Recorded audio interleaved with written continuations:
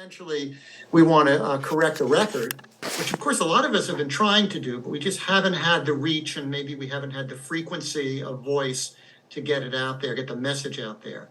And the other thing is that a number of us, and I imagine, Tim, you'd probably agree with this, that there's a lot of talk amongst ourselves about how valuable anthropology is outside the academy and for jobs in many venues, but we need to talk to people that can really impact students directly and get out of our own echo room. So one way to do that is to meet with executive directors of anthropology associations and really start ringing the bell on this, because the New York Times is, if we didn't have a wake-up call, we have it now. And what we probably want to think about is developing arguments, sharing arguments that demonstrate our relevance and strategies for retaining anthropology programs on campuses. So on one hand, it's why we matter and why we're worth people. You can get your return on your investment if you're supporting anthropology, both as a major and university and even a state, the state financial folks, and give them reasons for keeping anthropology programs alive. And obviously part of that would be sharing the resources that Elizabeth and Ryle have put together, which are really impressive. And another thing is, before we get to the discussion, is to convene possibly some focus groups to learn from instructors about their programs, the ones at risk, and maybe the ones that suspect they could be at risk but don't quite see it yet or don't want to see it, and sharing whatever recommendations we have, and essentially seeing whether or not they agree, road testing them to find out if we can improve on whatever we've got in mind and whether they can expand on it. And there are some other specific points here about what departments could do in terms of students really getting some practical experience and learning how anthropology can be applied so that they have other avenues. So the third point on this is to solicit from you any other thoughts you have about taking advantage of this publicity. There's another slide after that, but maybe we could pause here. Any reactions to this? Any thoughts on what we should do next? I mean, Bob, one thought that comes to mind as you were on the previous slide was just how many times I've seen, even job descriptions, MBA, ability to think as a systems think, like what are the skills that they're looking for in lead and principal level job roles across a variety of sectors where we know anthropologists are working, and identify, like, some of these are anthropology superpowers. People who have to learn this stuff on the job are at a disadvantage. Yeah. So I think that's really, we can start collecting those kinds of, I don't want to say case studies, but those kinds of examples. Yeah, so making the skills that we have explicit in terms of their relevance to skills that the job market, the non-academic job market could be seeking. Yeah. Adam's got his hand up. Yeah, I decided to be actually polite. I normally don't put my hand up. So taking off from what Catherine just said is, they're saying anthropology isn't relevant. My first thought was, show them where anthropologies have gone outside the university. And many of us, some of us, myself included, have had their entire career outside of academia. And some anthropologists have reached very lofty positions or very key positions in the US government, in NGOs and corporations. So one side of that is the marketable skills. The other side of that is, this is, people are swayed by numbers, and I'm not sure how we get or if we have numbers, but the proportion or the number or the large amount of anthropologists that have gone out into the world and done amazing things, or who are still doing that. And, the WAPA Praxis Awards are part of that, but just demonstrate that what they said isn't true that people with anthropology degrees are doing amazing things, and give them facts and figures about that. Yeah. Does anybody know if, I feel like there has been some discussion about getting that kind of data, but it seems that it's always been a little bit hard to get, it'd be as if we could pull every single person who's ever gotten an anthropology degree and say, so what are you doing now? That sounds ambitious, but if we could just even have a representative sample. It is true that case studies are great, telling the story. We all have, I see a lot of people here that have great case studies we've had careers. We could talk about what we've done. But case studies don't always impress people that are numbers people. You're right about that. So does anyone have any awareness of anything that the AAA either have or probably could get? I don't want to jump back in to interrupt, but doesn't the AAA and SFAA list in your membership affiliations, and then you can differentiate a little bit that way if you're university affiliation or if you're anything else. So I would think that might be a starting point. So this is Daniel. I work at the AAA, and I can respond to some of this. I just don't want to jump the line. No, go ahead, Daniel. So actually, the first thing that occurs to me, as far as data resources, is not even anthropology specific, because that New York Times article is also not anthropology specific. They are broadly taking aim at all humanities and humanistic social science fields, and implicitly a lot of STEM fields too, because I have philosophical issues with STEM as a concept, but I'll spare you that particular soapbox for now. The resource that comes to mind is a study that was done a few years ago by the Humanities Indicators Program at the American Academy of Arts and Sciences, where they looked into career outcomes for BA graduates 5+ years out in a variety of fields, and using a wider than typical range of metrics of success. So it's not just about who makes the most money in their first job after they get their bachelor's degree, because in that case, the obvious answer is you just need to get your Bachelor of Science in Petrochemical Engineering and sell your soul to big oil and make 6 figures at age 22, right? But if you talk about who is satisfied in their work down the line, what happens to people's salaries once they get settled in their career a few years out, there is really parity among a lot of fields that is not reflected in any of this public discourse. And I think one strategy that we might have as a group representing anthropology is to find coalitions that we can make with other fields who are facing the same kind of pressures, because it really is not just about us. Thanks, Ed. I think that is the right link. Can I jump in? Yes, go ahead, Susan. Okay, so you guys aren't wrong, but I'm going to push back a little bit on this, all right? I'm going to say that this is actually a pretty nuanced problem, because this article is not wrong. This article is not wrong. The first thing we have to admit is the old anthropology was probably more is more represented than the new anthropology. And I think we need to make a distinction about what social sciences were like 100 years ago versus what social sciences are doing now. And I agree with Daniel that there are a lot of other disciplines that have now are in practice, that are applied. There's applied psychology, applied sociologies. And these are very robust disciplines that are working in industry and government and are making a big difference. But perhaps we need to begin by saying, you may have been right years ago, but the things have changed since your grandmother's time. And anthropology has really come into the 21st century, applied practicing anthropology. And then you go on to show the data and show where people are working.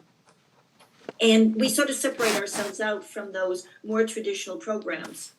And the second thing is, to me, this is a good leverage to say to those more traditional programs, let's consider practice. Let's train your students for the 21st centuries, so that you're not impacted by this kind of negative publicity. So that's my thought, which is we need to distinguish ourselves from the anthropology of 100 years ago, or even 20 years ago, and make the case for practice and applied that is not just us, but other disciplines who have also taken this path.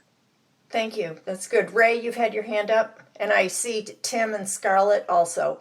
So we'll go in that order.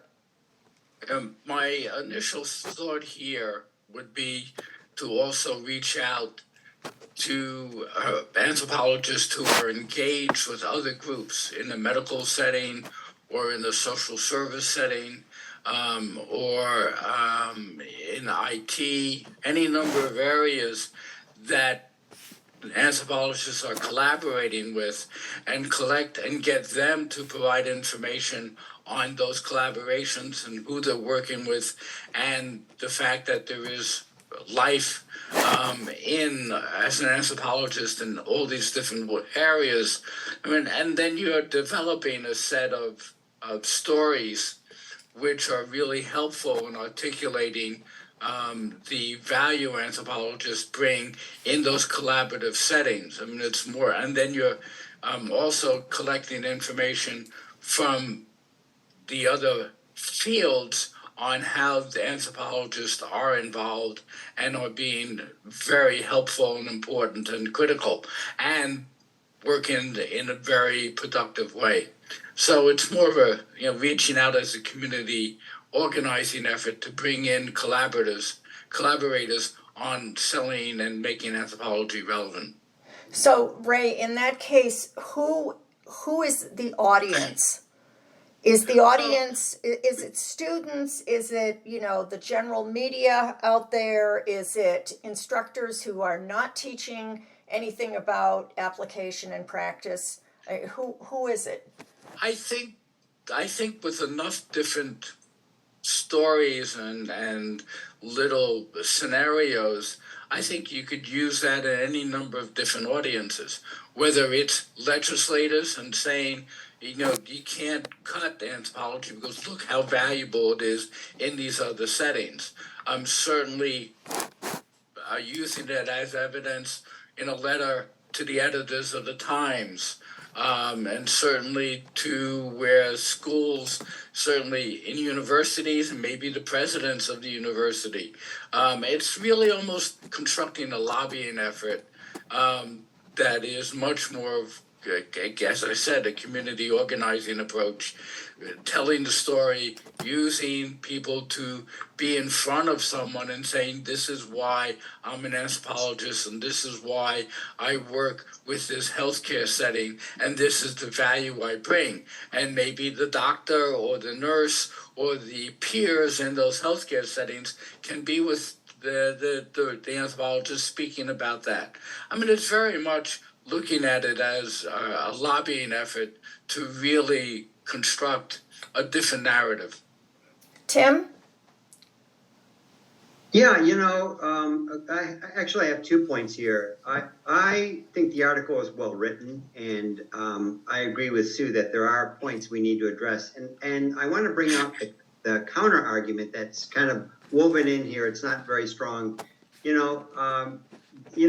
is what we need, at least in business, not to have linear, resolute action, linear thinking in business. This kind of, the way this is set up is what's your return on investment for an education. It's very linear, it's very transactional, and all of us have lived lives that are, we move back and forth, we switch, we step back and look at where we've been and reevaluate, and none of that's really included. So they're arguing, some of the counterpoints are arguing against this careerist view of education, and I agree that anthropology can be transformational.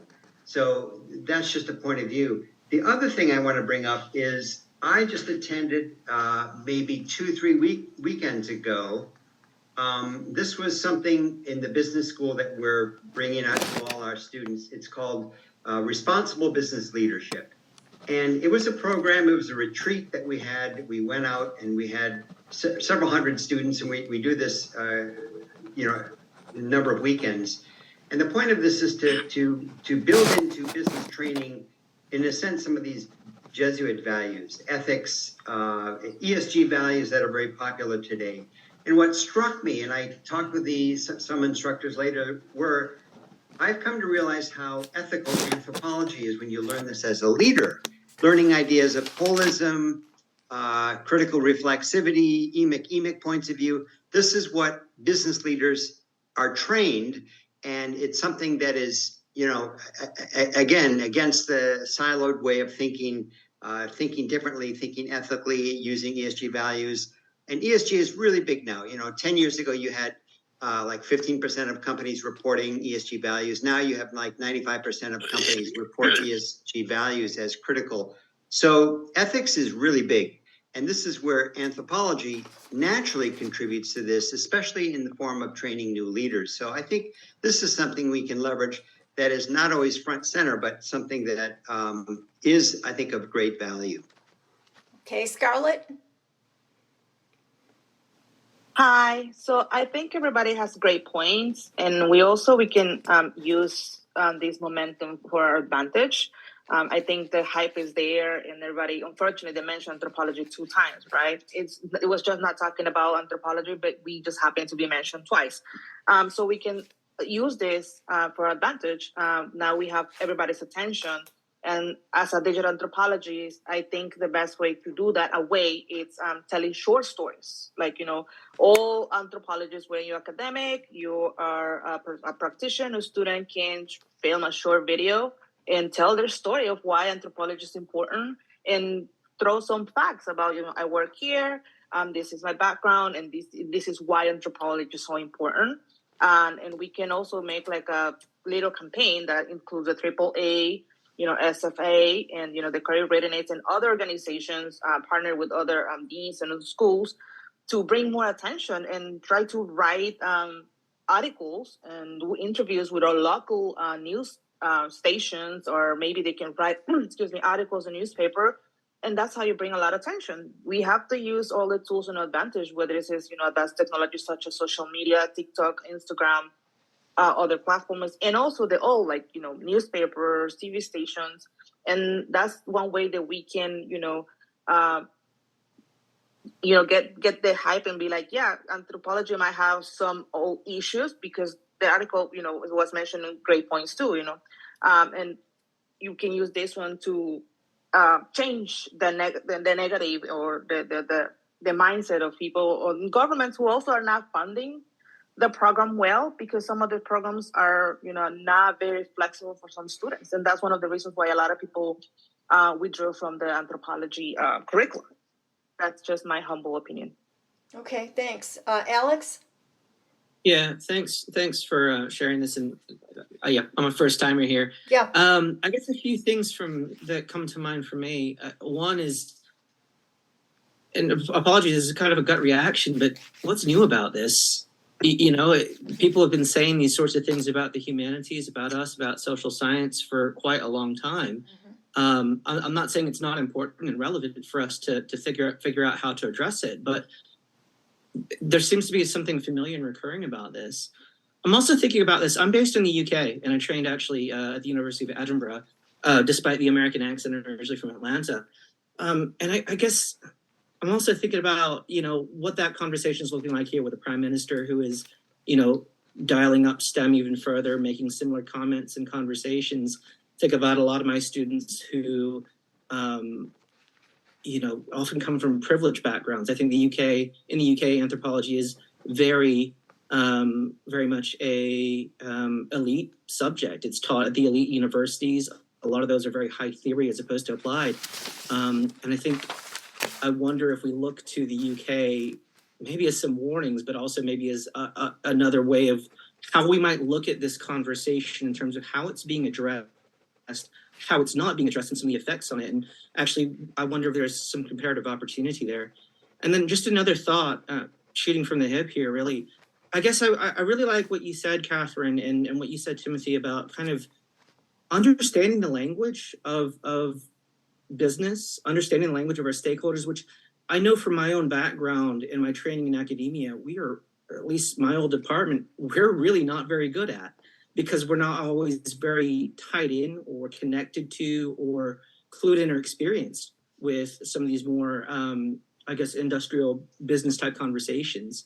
And I wonder if part of it, you know, to build on what Catherine and Timothy have suggested, is really demonstrating that value. I'm kind of, I have my own reservations from a personal standpoint about using that term, but is there not a case to be made, not just in saying we can do this, and this hypothetically, but actually going out and demonstrating that value of actually, here's a different perspective that anthropology provides. I think that's one of our superpowers, is we surface other perspectives, other ways of seeing things. Timothy, as you're saying, other ways of reframing and understanding and solving problems.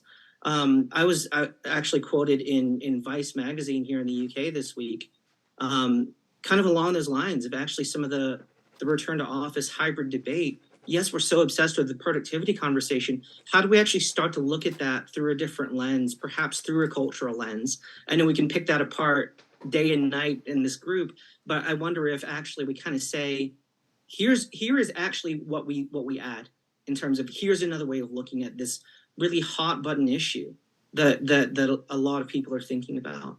And I know there are some voices doing that, but I wonder if there's actually more of an opportunity for us to really dial that up. What are we saying about AI? What are we saying about the future of work? These things that people really care about, and are spending a lot of time talking about, that we have a unique perspective on. Okay, thank you. I Thank think you. the next one was Catherine.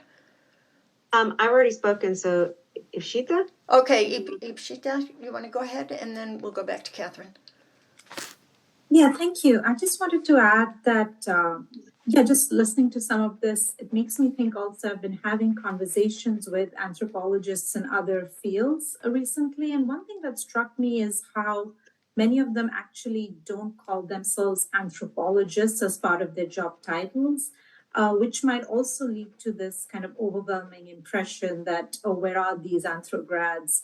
And so I think just keeping in mind the types of designations and job titles that people have, and then when you actually go and see, so many of them are actually anthropologists. So maybe there are two layers to this. One, in terms of gathering data, looking for people who may not have the term anthropology being very prominent in their bios, but that's what they are in terms of training. But also maybe a deeper question here is that they're not using the term maybe because there's so many aspects to anthropology. It may come across as being intimidating, or people may not know fully what that means, or it's too esoteric. So, in terms of just how we can gather stories or gather data, this maybe is just something to think about, reaching people who are not anthropologists per se, but that's who they really are. Okay, thank you. And then let's go to Catherine, and then I'd like to hear some comments specifically on the slide that's on the screen. Catherine, go ahead. Yeah, well, I think this will be a nice segue to that too, because I think the other thing is, I was peeking at the article as we've been talking, is this use of the term return on investment. And I think one of the skills that anthropology brings very specifically is the ability to look simultaneously at multiple time horizons. So one of the things that I'm doing is making recommendations for this quarter, like 3 weeks from now, 5 weeks from now, what are we going to deliver to developers? But I'm also like, hey, this is how we want to prioritize, because longer term, we need to also be considering X, Y, and Z. So this idea of return on investment is something that I think anthropology is uniquely situated to address in a business environment, because we can hold multiple time frames simultaneously. It's a little bit different from that systems approach, but I think Ipshita, I think what you said was spot on. People are embarrassed to say they're anthropologists. They're like, oh, I don't use anthropology in my work, when they absolutely do, because their job title doesn't say it, because the job rec that they responded to didn't say that anthropology was an appropriate degree for that job title. But the skills that you're building, right? If we can talk about what is unique, these business people who are learning all of this stuff in these workshops are learning to be anthropologists once they are already at peak in their career. They're learning the skills that you can learn as an undergrad and then build that business acumen as you go. So it's just a different pathway to the same location. And I think that's something that as we talk to partners, as we talk to universities in particular that are struggling with these kinds of cuts, these are the conversations that we need to be bringing to them as part of our contribution to their survival, not just us doing fact finding and finding out, how dire things are for them, but we need to be proactively reaching out to all university programs and saying, this is what it gives you, right? So not just responding to the New York Times, but really supporting our tribe. Great. Okay. So, does anybody have any comments on this slide? I think it's slide 6, either the first or second points.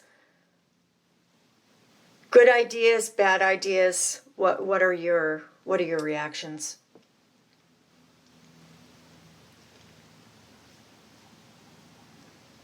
You can also put your comments in the chat. Natalie? Yeah, just a couple of things, maybe not directly related to this slide, but it also is. Some of you know me having come back from corporate back into graduate school after a 20-odd year career. And so my experience, has been difficulty finding a university. I'm in Canada. There was actually no option for me here from an applied practicing option for me, even at my alma mater at University of Calgary, because the kind of research and studies that are going on are very traditional, are in other countries, and there just wasn't anyone on faculty that could actually advise me. Hi, Dr. Squire. So I ended up at the University of North Texas, incredibly proud to be a graduate from there. But in my experience, I feel like this is obvious and maybe a bit controversial, but until academic departments in North America and beyond, I really resonated with the comment, and I think it was Alex that made it, around the privilege of practicing anthropology and taking anthropology. I think it's a bit of self-inflicted wounds here, that until academic departments and universities actually promote the practicality of anthropology, not just promoting it as theoretical and the academic path, which is a lie, frankly. You don't go into anthropology and all of us end up in academia. It wasn't even an option to me back 25 years ago to be practicing out in business or in corporations. I accidentally found my abilities to do that in a career and then go back and do my master's degree. But there wasn't a role for me. There wasn't a place for me. And I think that needs to be addressed at the academic department level as well. And I think to some extent, AAA and CASCA in Canada, that there's a role for those organizations and universities to actually carry the flag of how practical anthropology is. So that's a bit, a negative perspective, but I've been pretty frustrated by it. And when I have started to reach out to anthropologists in Canada, many of them I've heard, they don't call themselves anthropologists because we collectively as a community and as an academic discipline have not communicated it to people outside academia what we do. So why would people understand that? So the thing that I was just thinking about, someone made a comment about, Adam, you said something like, I'm a program manager. I was thinking about a fun campaign that would be kind of cool to do. I don't know who could do this, but maybe we could learn it from some details from the focus groups or talking to the executive directors about anthropologist equals program manager, and then a snapshot of that person's role and what kind of problems they're solving or what kinds of things that they've been engaged in. Anthropologist equals project manager. I know Victoria was on the call here as well. I'm a project management professional, have been for 20 years. I've been leading some really interesting projects, and I'm using my anthropology degree and skills, and I'm trying to bring them forward to teach or communicate to my clients and my network. You know, I've always been doing this. You've joked about how observational I am. It's because I'm an anthropologist. So people have recognized that in my skills, and I'm trying to figure out a way now in this point in my career to like like how to rebrand that in a way. But I was just thinking like what a fun campaign that would be, with like kind of like the snapshots in a way, but even shorter and more concise about the roles we're playing out there. I remember going to Epic, one of the first conferences I went to. It was like, holy crap, anthropologists are designing AI, and the examples that I learned about was I had no idea as an anthropologist. So anyhow, just a couple of things to throw out there. I really appreciate this. Okay, thanks, Natalie. Let's just take a look at this next slide, and I'd also like some feedback on it, and then we'll get to Victoria.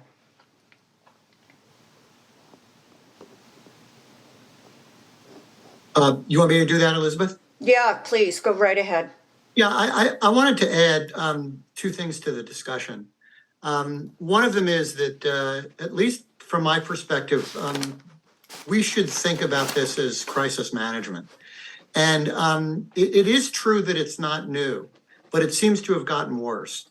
You know, when I got my doctorate in 1980, there was a program that was created by NYU that basically refitted PhDs in the humanities and social sciences to work in applied areas. And it was focusing mainly on business.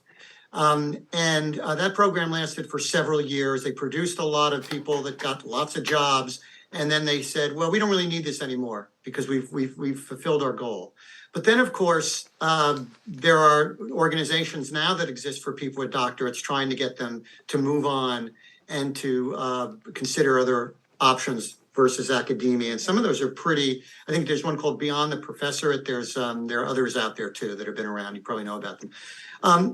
But it seems to me that this has been going on a long time. People have been trying to deal with it, which gets me to my second point, which is that we haven't succeeded well enough to prevent an article like the New York Times from writing about anthropology in the way it did.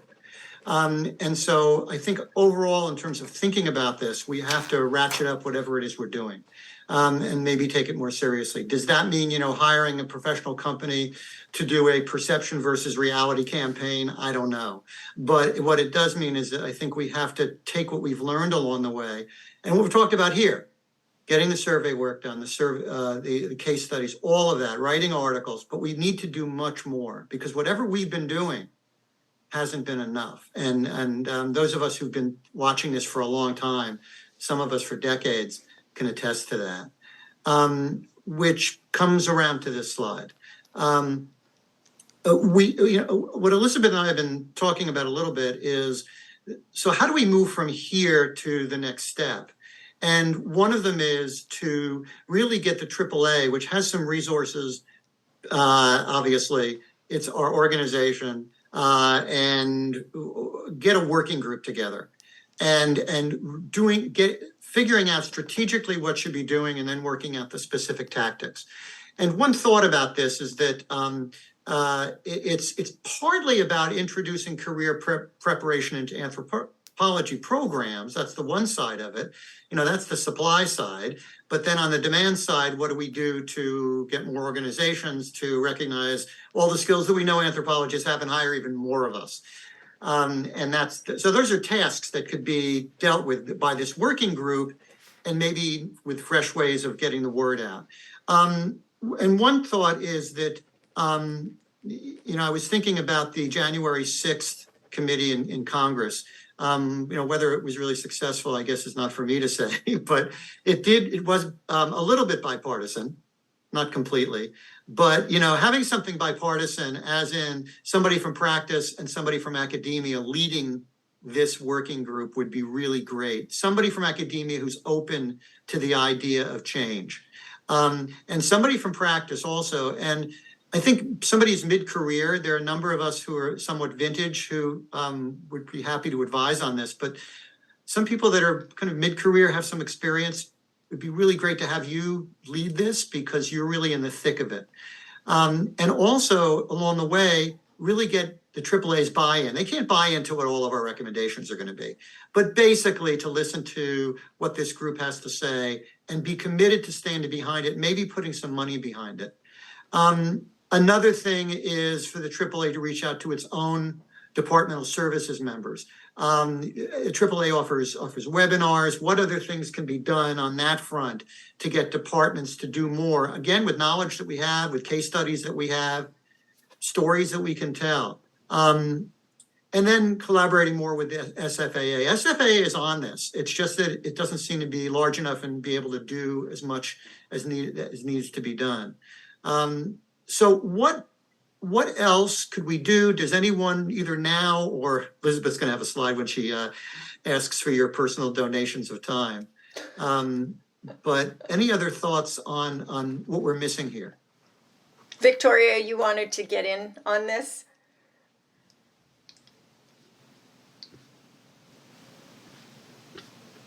Well, in all honesty, the topic kind of moved on from what I was going to say, but first of all, preach, Natalie. I was going to say this is more of a wider topic, but it's like I feel like as someone who's fairly young in their career, I find that anthropology as a discipline is almost going through a transition, almost like a midlife crisis. Like it needs to sort of reconfigure what it wants to be and then lobby for that new narrative towards the media and towards the universities and also towards students. I feel like for a long time, anthropology has been caught in a bit of a microcosm where we almost teach anthropology for the sake of anthropologists, like to other anthropologists. And for those that go out into the world to practice, we almost find ourselves moving away from anthropology and from anthropology departments, even the ones that we graduated from, because we end up becoming absorbed into the almost our adopted field. So for example, I'm a project manager, so I find myself being adopted into the field of project management more and more, even though I continue to identify as an anthropologist and continue to study project management, even though I say I'm an anthropologist. So I feel that anthropology very much has almost a marketing problem when it comes to sort of what it wants to be and how it wants to present itself to the masses in a way. Sure. And very similarly to what Natalie said. So in terms of what we can do about that, I think a good first step is kind of finding those, let's say for just to sound cute, let's say those prodigal anthropologists like myself and sort of bringing them in and saying like Natalie's idea, like anthropologist equals project manager, anthropologist equals program manager, and teaching it to those up and coming students. But we also want to flip it and still show that to the masses as well. We don't want to get stuck in that usual rut of still teaching and preaching to the choir, because that's something I feel like anthropology tends to do a lot as a field. And we should always be mindful of that. Okay, and we're going to have to move on, Victoria. Sorry, we've got one more comment. Ashley?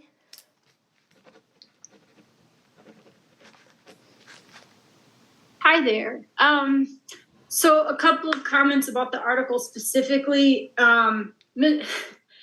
Mississippi is notorious for not paying their anthropologists very well, so I sort of feel like this article is a bit one-sided, and that doesn't really, the fact that they're not paid well is not an expression of the degree or the profession, it's an expression of the state's values. So it blows my mind.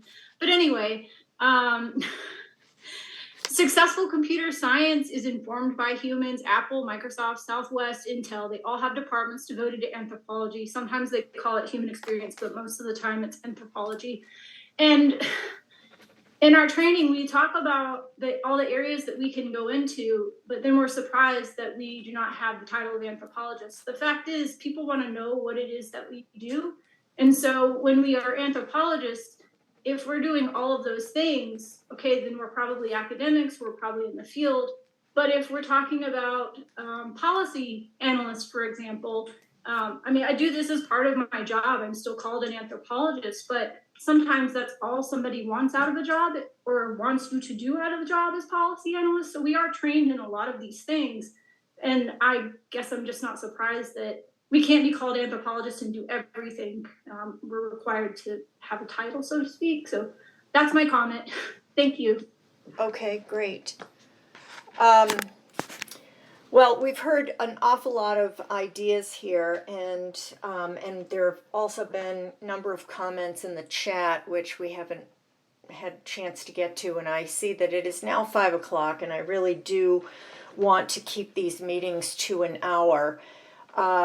One option would be to continue this same conversation the next time we meet.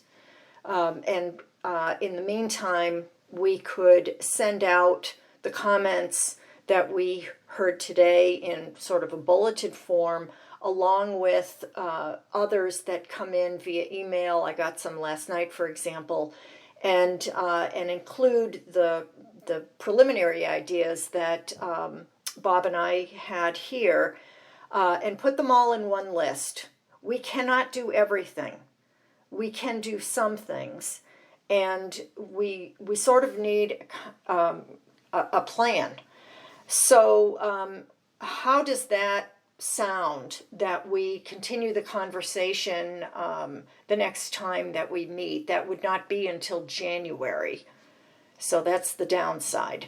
But again, this problem has been ongoing for a long time. Elizabeth, I just have one suggestion. On the Yes. next slide, Yeah. it's the equivalent of asking for the order, making the sale. In this case, we're trying to sell people on volunteering to do some things. Sure. It would seem to me that we need some volunteers who will lead this initiative, and that's something that could be discussed outside of these meetings, if people want to step up. And I think, there are some of us, I'm sure, who would be willing to be in a significant roles in advisory capacity and, do a bit more than just talk. Hopefully a lot more than just talk. But I think leadership is going to be important. And so that might be something that we could get going, because if this is in my mind, the issue is that we probably know a lot of things we have a good history here.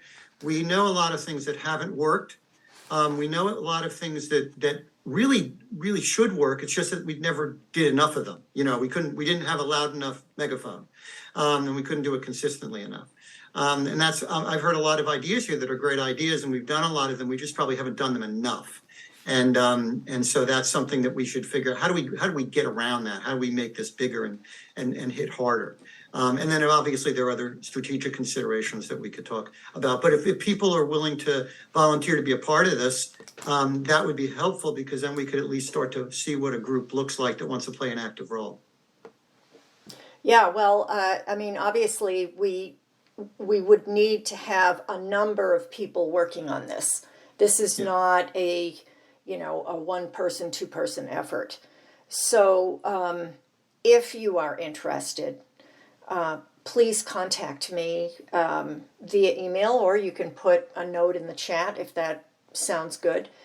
And then we can talk about what specifically.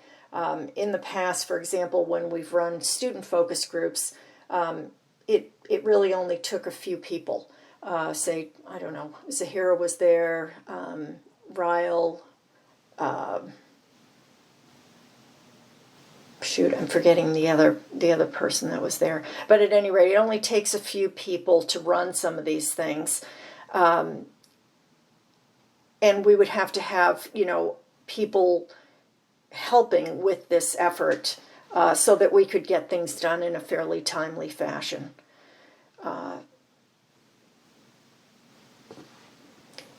The rest of the slide deck is basically updates. And so what I think I'll do is send out the slide deck and have it posted by Matt on the website, and you can take a look at what those updates are. Basically, we still need people to sign up and get people into their classrooms if you're an instructor, or into your organizations if you're a practitioner. Get those anthropologists in there talking about what they do. So making use of our Speakers Bureau. I know there have been a few people that have been contacted and have been engaged in that way, so that's great. But we really need to spread the word, because we know, especially on the student end of things, that students are not hearing enough about what kind of work practitioners do. So that's one of the updates. And then the other one I'll just mention briefly is we do have a town hall coming up at the AAA meetings, and it will talk about the network, where the network has been, where it's headed, and so on. And I just heard this afternoon that they plan to have it interpreted and or captioned. So that's very good, because it means somebody considers this to be an important enough session that they're willing to devote those resources to it. So thank you all for coming today. Apologize for the technology failure at the outset, and we'll be looking forward to sharing that bulleted list, probably as part of the newsletter for the month of December. The month of December. So thanks very much. Thanks a lot, Elizabeth. Yep. Thanks, Elizabeth. Thanks, everyone.